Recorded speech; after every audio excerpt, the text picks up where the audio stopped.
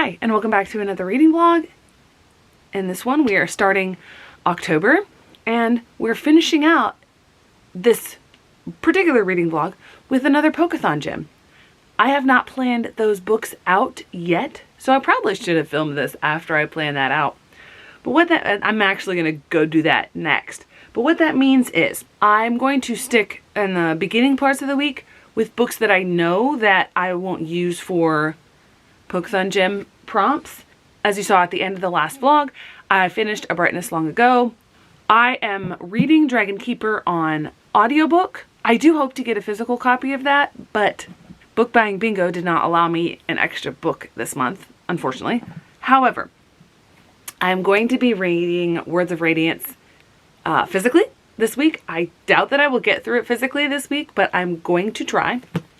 And today, Sunday, I'm going to try to get a little further in like Birds in a Cage because I really want to get this one completed, knocked off the TBR this week. As far as other books go, I'm probably going to use primarily my ARCs and the fiction books that I have. And then my series books will also fit for that because they're fiction and young adult. When I decide what I'm going to do for the pokethon gem, I will come back on, give another update, and this vlog is going to be heavy on the pokethon gem because I'm going to be working through Words of Radiance this week and Dragon Keeper, so I won't have a lot of updates throughout the week. I also will unfortunately be starting my ridiculous online class that I talked about at towards the end of last week's vlog, so I'll have to spend some time on that. So welcome back to the vlog. It is Monday afternoon. I started Words of Radiance yesterday, physically, really enjoying it. There are some spellings that I looked at and like, oh, I thought his name started with an A. Elokar. That's what happens when you read something only audio and you don't read the physical. But I'm only 70 some pages in and I'm loving it already. So, Stormlight Archive fan here. And so far, I'm also really enjoying Dragon Keeper and the different perspectives that we're getting in there. I'm a little bit further in, and I think that the world that it's setting up is really interesting. I've already discovered the character to hate. I hate him. Hest. If you read it, you know, jerk. Like, utter jerk. He's Kyle, but richer? Yeah. So, no, I don't like him. So we shall see how that goes. And before I go on my run, I have a package. Book outlet. Warning, may contain some awesome books. Okay, so there's a pull tab right down the center. Okay, yes, I bought this in September before I was trying to rein it in, but I also wanted some books. So let's see if this is satisfying. No. Almost. I was about to say that it was. And then, no. Okay, so I forgot some of the books that I got here. So I love that for the amount. These are all like new books, and I can't believe that I didn't get this one. Like, This Is My America. I read this summer. Really excited about that. And I forgot that I got this. So excited. Okay, so I read the March trilogy, and this is, I guess, the new series. That's interesting. It's got a Target sticker on it. Okay. Okay, so I also got, oh, here's another Target sticker. This is a new one, Ace of Spades. New one for me. Been really highly talked about, and I've wanted to read it. I don't normally do that, but, and then in my series, oh no. Okay, I'm really bummed. So I got Unravel the Dusk, but it's ripped. The cover's ripped. Bummed about that. I gotta hurry because my thing's blinking.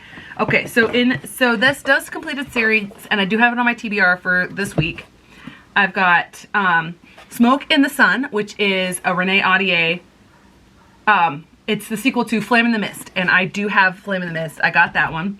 And then all of the others, I believe, oh no, okay. This is Along the Salt White Sea, which is book 2 in the A. Deborah Baker series up and under. Now, the remaining 4 are the Sisters Grimm.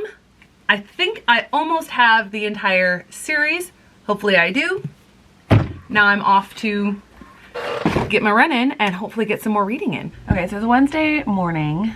I actually meant to update yesterday, or wanted to, but ran out of time. I wanted to talk about Dragon Keeper. So I'm almost through that one. I probably will finish today or get close to finishing today. A lot of people have talked about how the Rain Wild Chronicles is one of the least favorite out of the Realm of the Elderling series, and I can see it. But I still really enjoy the world. I love being in the world. It is a little interesting though that I'm both in the Realm of the Elderlings and the Cosmere with Stormlight Archive, because those are the 2 books that I'm reading right now, Words of Radiance. But back to Dragon Keeper.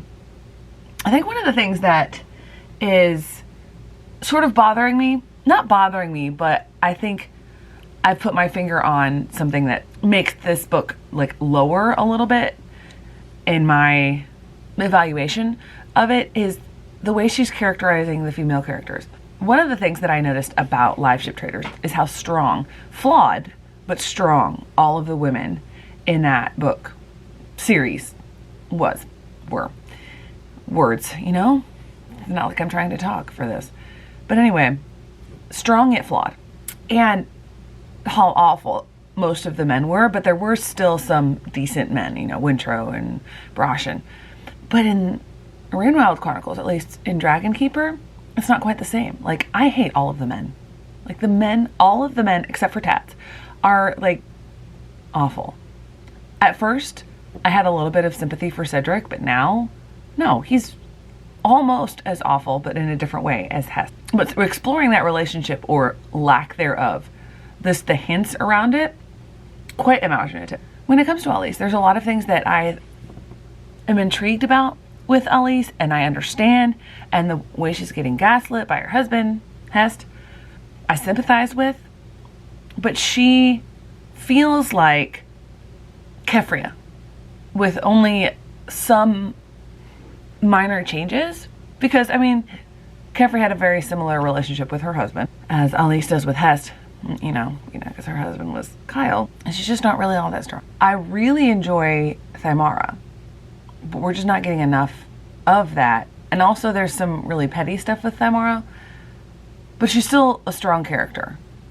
I think that's what is keeping people from enjoying it as much. There's just not a character that you root for wholeheartedly and are fully invested in. You're invested a little bit in these characters, but not really anything else. So I think that's the thing. I still love the world though. I still really enjoy what Hobb is setting up here. And I'm looking forward to the other books in the series and, you know, finally them actually setting out to look for Kelsingra. I've got to eat my breakfast before I go to work. So I'll save further thoughts on Stormlight Archive on Words of Radiance for the next step. Okay, so I'm getting ready to settle in to read this evening.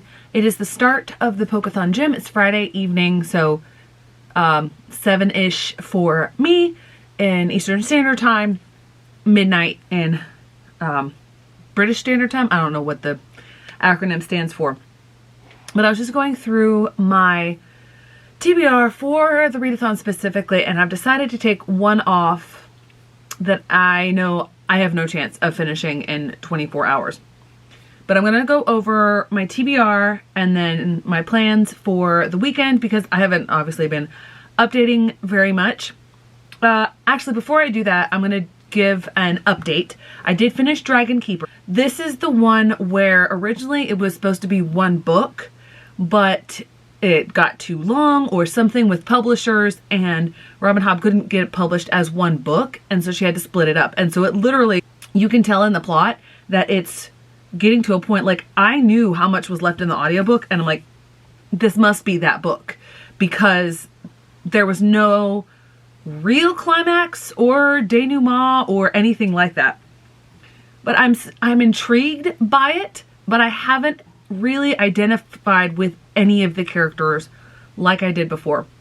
I think with the exception of Tats, all of the male characters, well, maybe a little bit with Leftrin, but mainly with Tats, but the vast majority of the male characters, Hest, Greft, Cedric, they are awful.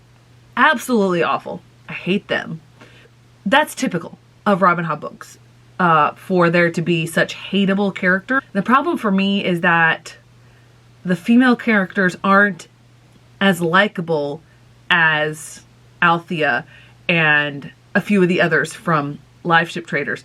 Now, I will say, I hated Malta in the first Live Ship Traders book, but she grew on me. So I'm intrigued to see how and or if these characters grow as well.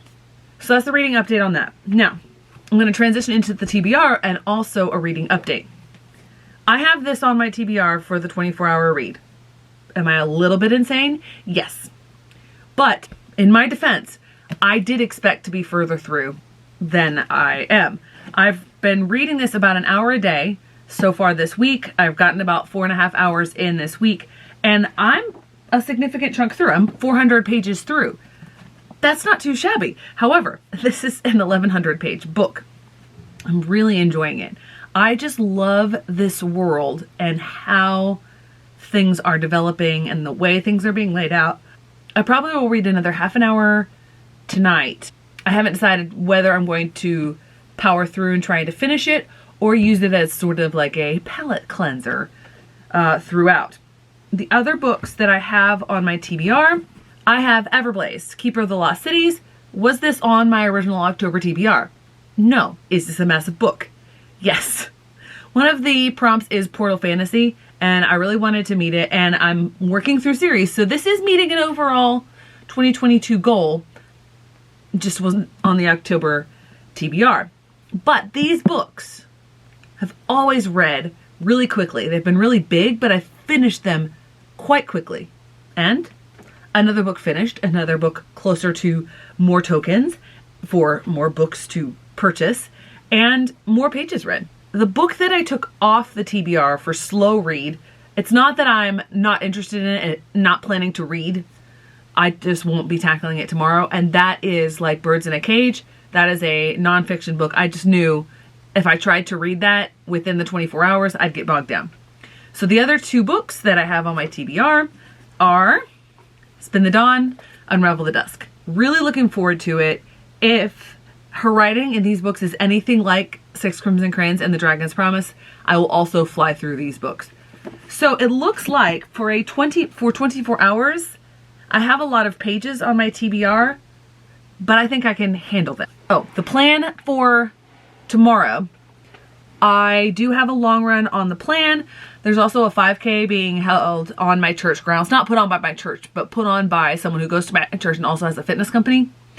And my mom and I were going to run a 5K that's like homecoming at my alma mater, which all through growing up, anything associated with secular things, spring break, homecoming, those were completely eschewed.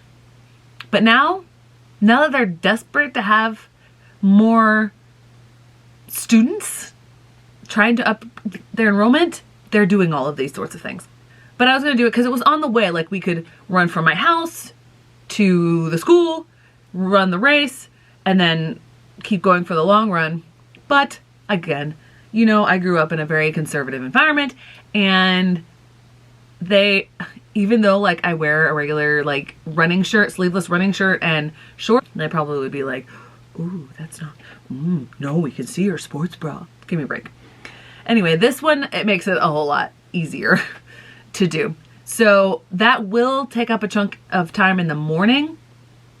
I may just give myself that time back later on in the day, but I won't give myself back any time that I just waste when I come back and just sit in bed. I am going to focus on reading, and I'm going to update periodically. I probably will update once more tonight, and then when I finish various books on this TBR.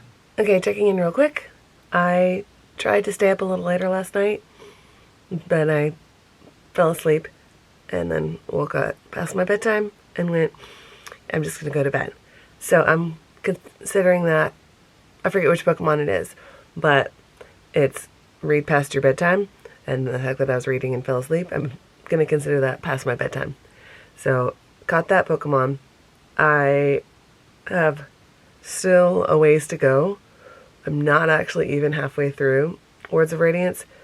I'm going to get some reading done before we head out for our run, and then probably make the call on whether or not I switch to another book. Okay, so I did decide to switch books. I love Words of Radiance. I'm loving Stormlight Archive. It's not dense. There's just a lot of it, and I don't want to miss anything. And to squeeze it into a 24-hour readathon, even if I've already read 40% of it, I think that's asking too much. I may return to it if I get the other stuff done. I may not. So I decided to pick up Spin the Dawn. I think that was a really good decision. I'm already over halfway through and really enjoying it. I really like Elizabeth Lim's writing style. It's not really going in depth, I guess. And now that I think about it, I don't think that Six Crimson Crayons really went in depth into the character. I don't think that's what this kind of fantasy needs or offers, but I love both the first half and the second half. A lot of people have said that if they liked the first half, they didn't like the second half because there is a distinct shift. Obviously, I'm not too far into the second half, but I love fantasy, so I love typical quest structures. But I also loved the Project Runway part of the first part of it, and I realize I haven't said anything about this duology. So basically, the setup for this is like Mulan meets Project Runway, because Maya, the main character, she's taking her father's place, basically, at this contest to find a master tailor, and she's amazing at it, but women can't do it because, patriarchy. There's obviously different things that she has to do, different deceptions that have to go on, and there's high stakes to the contest. But I think because I have read and enjoyed Six Crimson Crayons and The Dragon's Promise, I have become accustomed to what Elizabeth Lim does, in the fact that she doesn't have one main problem to solve in her plot. She has those series of problems that raise the stakes throughout the book. And knowing that, I was like, okay, these aren't the ultimate stakes. There is something else that is going to happen. And I think that kept me from being disappointed that the quote-unquote Project Runway or contest part of it at the beginning was so short and not as much of a part of it. Obviously, I've already said, I'm enjoying this.